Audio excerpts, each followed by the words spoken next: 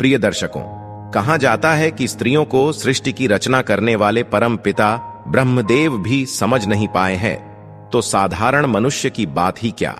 आज हम आपको और एक नई प्रेरणादायी त्रिया चरित्र की कहानी सुनाने जा रहे हैं। तो आपसे हमारा निवेदन है, आप इस कथा को पूरा ध्यान से सुने। प्राचीन काल की बात है। भूपाल देश में राजा सोमराज करते थे। वे बड़े ही धर्मात्मा और न्यायप्रिय राजा थे।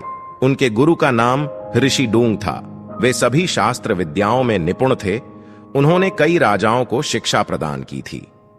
फिर एक समय की बात है, किसी कारणवश राजा सोम को ऋषि डूंग की सहायता पड़ी, तो उन्होंने उन्हें बुलावा भेज दिया।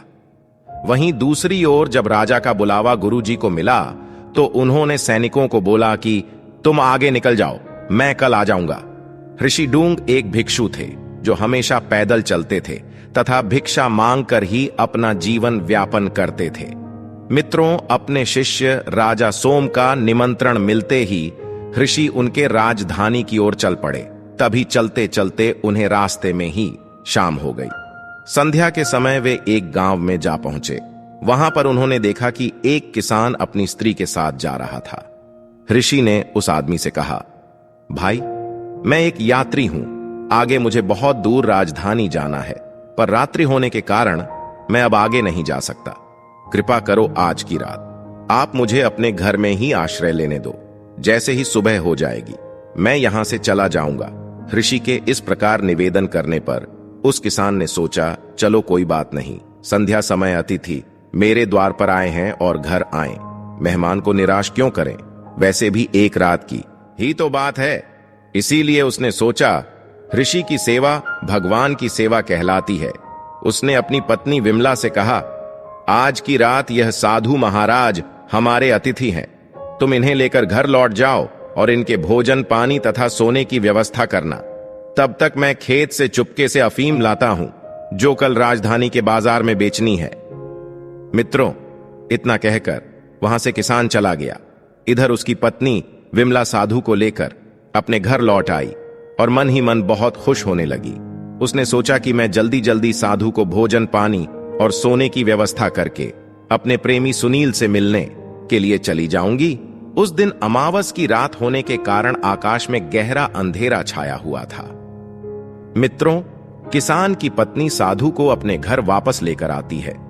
थोड़ी ही देर में उसने साधु को भोजन कराकर उन्हें सोने के लिए बिछावा बनवाया और किसान की पत्नी ने साधु से कहा, महाराज, मैं थोड़ी ही देर के लिए अपनी सहेली उमा के घर जा रही हूँ, उससे मिलकर मैं अभी लौट आऊंगी। तब तक आप घर में आराम से विश्राम करें, मैंने आपके लिए सारी व्यवस्था यहाँ पर कर दी है। इतना कहकर वह श्रृंगार आदि करने लगी और अपने प्रिय सुनील से मिलने निकलने लगी। जैसे ही वो घर से निकलकर जाने वाली थी, संजोग से उसका पति खेत से सामान लेकर सामने से आता हुआ दिखाई दिया। पति को देखकर वह डर के मारे एकदम से उलटे कदमों से पीछे की तरफ भागते हुए घर लौटी और जल्दी जल्दी से अपने श्रृंगार को बिगाड़ने लगी। तभी वह पहले की तरह बनकर तैयार हो गई और चुपचाप घर में आकर बैठ गई। उसका पति अफीम के नशे में धूत था, फिर भी उसने समझ लिया कि उसकी पत्नी उसे देखकर वापस लौटकर क्यों भाग खड़ी हुई, और थोड़ी ही देर पहले तो वो उसे साधारण वेशभूषा में छोड़ गया था, पर इतनी जल्दी यह श्रृंगार करके आभूषण पहनकर कहां जा रही थी। वो उसकी कुटिल मंशा को समझ गया था, क्योंकि उसकी शिकायतें वो लोगों के मुख से पहले भी सुनता आ रहा था। उसने घर में घुसते ही क्रोध भरी नजरों से उसे देखते हुए उससे पूछा, तुम इस समय कहां गई थी? तब उसकी पत्नी ने कहा, जी, आप ये कैसी बात करते हो? मैं भला इस घनघोर अंधेरे में कहां जाऊंगी? मुझे लगता है कि आपको अफीम के नशे में आपकी आंखों से धोखा हो गया है। मित्रों, तब उसका पति गुस्से के साथ कहता है, तुम्हारे कारनामे में मैं बहुत दिनों से सुनता आ रहा हूं और आज मैंने तुझे अपनी आंखों से बाहर जाते हुए देखा है। अब मुझे पूरा विश्वास हो गया है कि तू मेरी आंखों में धूल झोंक रही है और मेरे गैर हाजिरी में तुम किसी और से मिलने जाती है। रुको, आज तो मैं तेरा अच्छा इलाज करूंगा। इतना कहकर किसान ने अपनी पत्नी को खूब डंडों से पिटा और उसे घर के एक कमरे में एक खंबे से बांधकर खड़ा कर दिया। काम के थकान और नशे के कारण वो भी जाकर सो गया। वहीं दूसरी तरफ किसान की पत्नी की उमा नामक सहेली थी। जिसका पति राजा के यहाँ सैनिक का काम करता था, जब उसने पति को थक करके गहरी नींद में सोते हुए देखा तो मौका के फायदा उठाकर वह अपनी सहेली से मिलने गई और बोली, अरे ओ विमला, सुनील तुम्हारा प्रियकर गांव के बाहर तुम्हारी प्रतीक्षा कर रहा है, तुम उसके पास जाओ, वो बहुत गुस्से में है, जल्दी से जाओ।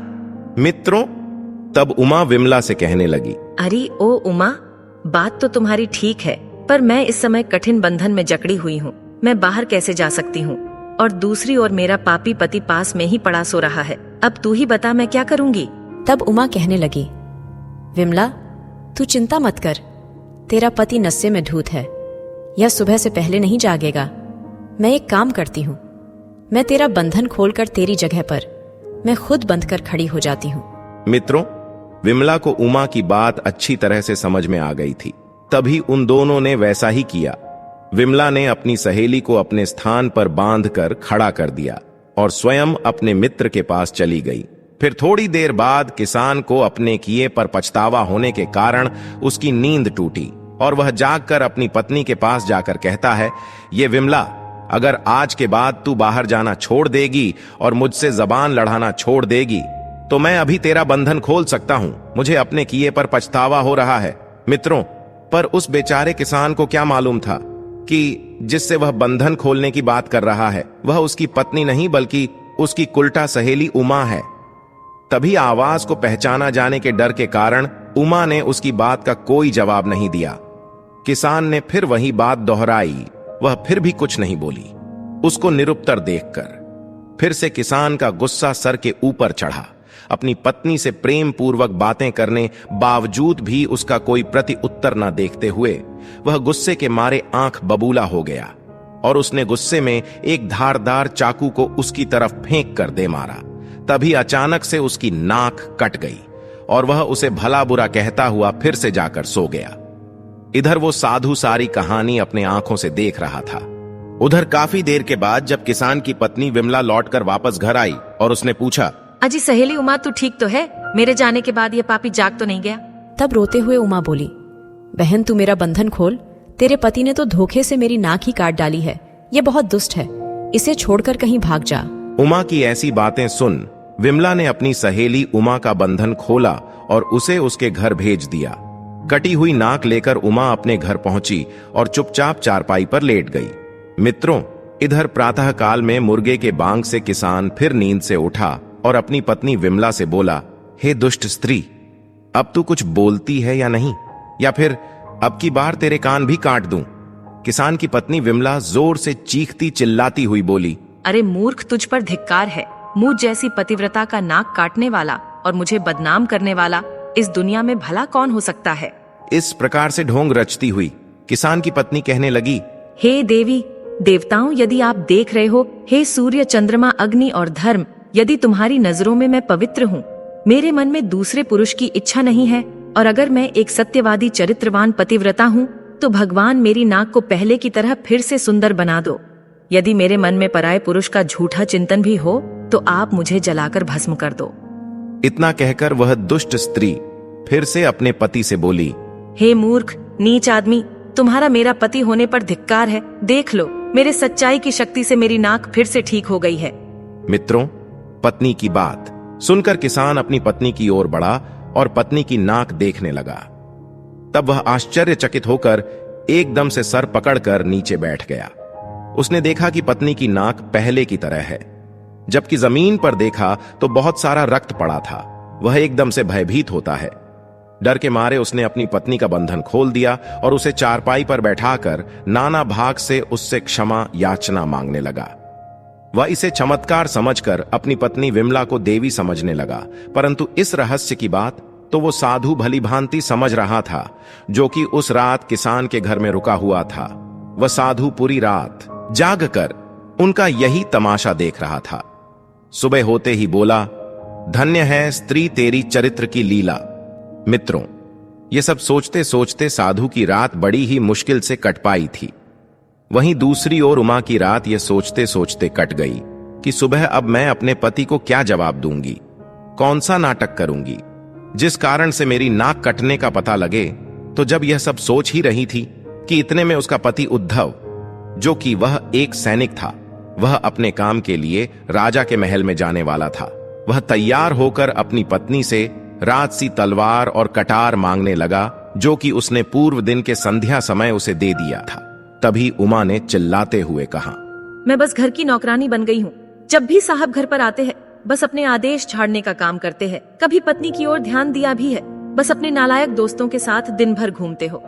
मित्रों, उसी समय सैनिक के मित्र वहां आते हैं और यह सारी बातें सुनते हैं। वही उमा अपने पति की तरफ तलवार और कटार फेंक देती है और उसे भला बुरा कहते हुए घर में वापस चली जाती है। अपनी पत्नी का अपने ही मित्रों के सामने ऐसा दूर व्यवहार देखते हुए उसने भी गुस्से में आकर अपनी कटार घर में वापस जाते हुए उमा की तरफ फेंक कर मार दी, जो कि उसके पैर को जा लगी। जैसे ही उमा ने पति को अपनी ओर आता देखा तो उसे मौका मिल गया था।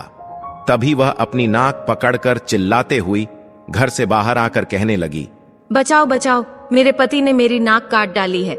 मुझे बचाओ, इस दुष्ट ने मूठ जैसी निरपराध गुणवान स्त्री की नाक काट के मुझे कलंकित कर दिया है। कोई मेरी रक्षा करो, वरना मुझे यह मार डालेगा। मित्रों, उमा के रोने चिल्लाने की आवाज सुनकर राजा के सिपाही दौड़े दौड़े आए और उमा के पति को पकड़कर राजा सोम के दरबार में हाजिर हो गए और बताया कि महाराज, इसने बिना किसी कसूर के अपनी स्त्री की नाक काट दी है तथा यह अपनी ही तलवार से जान से मारने की कोशिश कर रहा था। इसे कठोर दंड दिया जाए।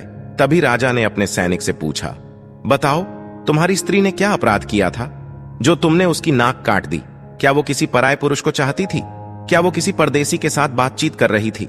क्या इसने कोई चोरी की है? साफ साफ बताओ। मित्रों, राजा के पूछने पर उसने डर के मारे कुछ नहीं बोला। अपने सैनिक को चुप देखकर राजा ने समझ लिया कि इसने बिना कोई अपराध के आधार पर अपनी स्वयं की पत्नी को प्रताड़ित किया है। मित्रों, राजा सोचने लगा कि पाप कर्म करने वाला मनुष्य अपने कर्म से डर जाता है।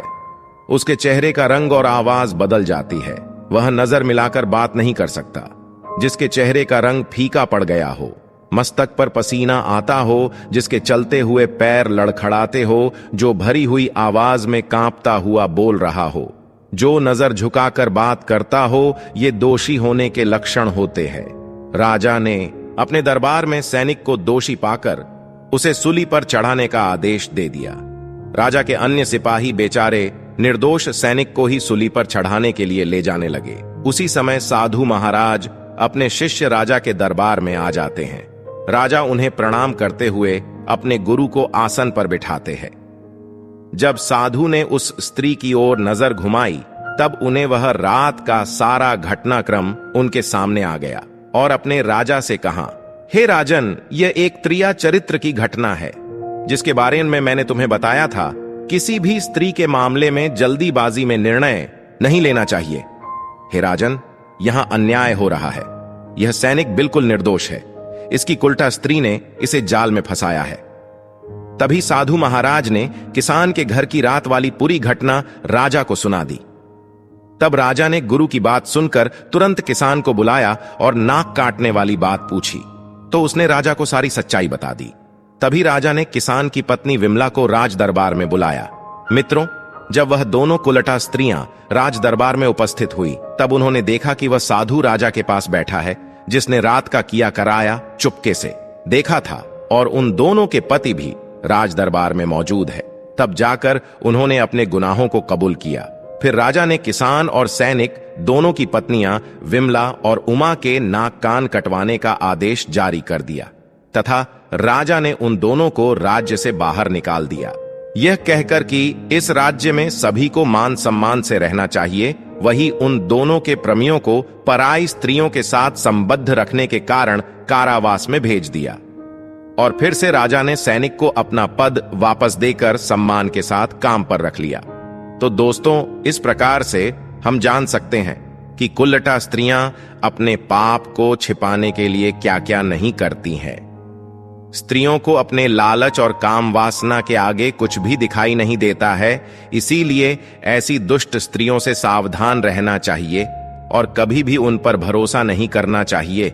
यदि कोई स्त्री पतिव्रता होने का ढोंग करती है तो उस पर छिपकर नजर रखनी चाहिए, क्योंकि ऐसी स्त्री पति के पीठ पीछे पर पुरुष से मिलने के लिए जाती है। साथ ही जो स्त्री पति के दूर जाने पर सजती संवरती है, ऐसी स्त्री के लक्षण ठीक नहीं होते हैं। जो स्त्री हर रोज नए नए वस्त्र पहनकर बाहर जाने का बहाना खोजती है या फिर पति से एकनिष्ठ रहकर प्रेम नहीं करती है, तो जाहिर सी बात है कि वह किसी के साथ घूमने जा रही है। मित्रों, शास्त्रों में कहा गया है कि जहां पर स्त्री की पूजा होती है वहीं पर लक्ष्मी निवास करती हैं, और जहां पर स्त्री का अपमान होता है वहां से लक्ष्मी रुष्ट होकर चली जाती है। हमारे शास्त्रों में स्त्रियों को घर की लक्ष्मी कहा जाता है। अगर शुभ लक्षणों वाली स्त्री घर में रहती है तो उस घर की सदैव उन्नति होती है, किंतु अगर स्त्री में अशुभ लक्षण हो तो वह घर बर्बाद हो जाता है। दुष्ट स्त्रियां हंसते हुए पुरुष के साथ समय देखकर हंसती हैं, रोने वाले के साथ रोती है तथा जो उन्हें पसंद नहीं है उसके साथ मीठी मीठी बातें करके उसे वश में रखती है। उल्टा स्त्री के मुख में अमृत की बातें और मन में हलाहल विष भरा होता है। अपने स्वार्थ के लिए किसी के साथ कुछ भी कर जाती है। काम के लिए किसी भी पुरुष को अपना बना लेती है, जैसे एक भौवरे की तरह जो ताजे ताजे फूलों से रस को चूसकर उड़ जाता है। उसी तरह स्त्री यहां काम पूरा होने के बाद में अपने हाथों से अपनी छाती और माथा पीटती हैं। मित्रों, जब पति घर पर नहीं होता है तो स्त्रियां स्वेच्छाचारिणी बन जाती हैं और अपने मन की करने लगती हैं। कहते हैं कि उल्टा स्त्रियों का अपने पतियों में तो अनुराग नहीं होता, इसके विपरीत पर पुरुषों में उनकी आसक्ति खूब होती है। पर पुरुषों के लिए उनके मन में बहुत रुचि रहती है तथा अपने पति का प्रिय वचन भी कड़वा लगता है। ऐसी स्त्रियां जिनका मन दूसरे पुरुषों में रहता है, वे अपनी ममता भी भूल जाती हैं, लोगों की निंदा भी हंसकर सहन कर लेती है, पराये पुरुषों के बंधन में डूबकर अपनों को भी भूल जा सकती है, और अगर वह किसी से घृणा करती है तब उसके प्राण भी चले जाएं तो भी हंसकर स्वीकार कर लेती है। तो प्रिय दर्शकों, उम्मीद है आपको यह कहानी अच्छी लगी होगी, तो वीडियो को लाइक जरूर करें और कमेंट में जय श्री कृष्ण अवश्य लिखें। साथ ही चैनल को सब्सक्राइब करना ना भूलिए। आप सभी का धन्यवाद। फिर मिलेंगे एक और नई कहानी के साथ।